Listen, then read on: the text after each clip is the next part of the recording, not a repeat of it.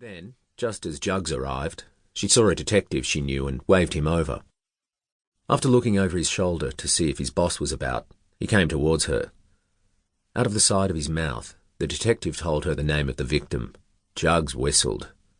Fuck me, Shiv thought. That makes it interesting. Was it a hate crime then? She asked the DC, but he was already crouching under the tape and walking across Curzon Street, which had been sealed off to traffic.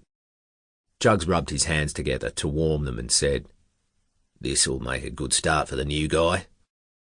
What new guy? The new editor, what's-his-face, Bligh.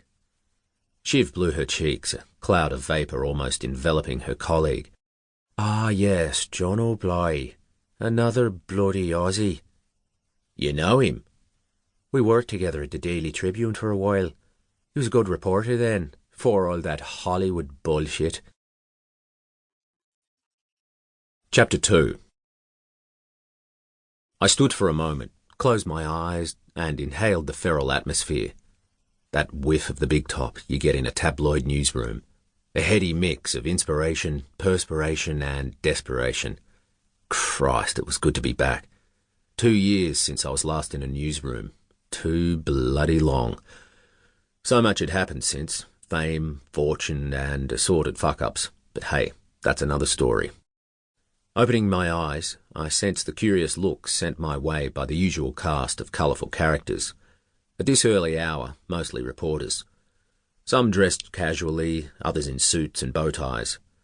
I'd been a reporter once, but now here I was, the editor. I saw them measuring me up.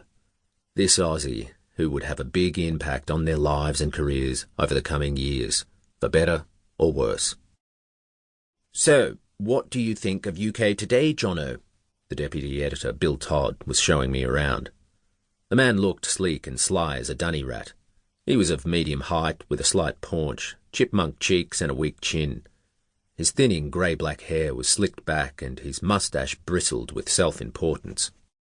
I had met him the evening before, at a welcome dinner organised by Martha Fry, the managing director of UK Today, in a private room at the Dorchester.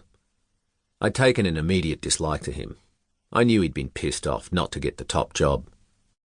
Fantastic, I said, as the clack of keyboards and the low murmur of news monitors and hacks on the phone made me feel at home. It's great to be back. I'm looking forward to hearing what's on the news list today. Todd looked at his watch. Talking of which, we should head to the morning conference. On the way to the conference room at the far side of the vast, throbbing expanse of desks and chairs and computers, I said to Todd, That bloke you were speaking to earlier in the corner, the big guy in the dark suit, that's Carlos McRae, right? I met him last night. He's Mr. Bolshakov's associate? Consigliere, more likely. You mean a fixer?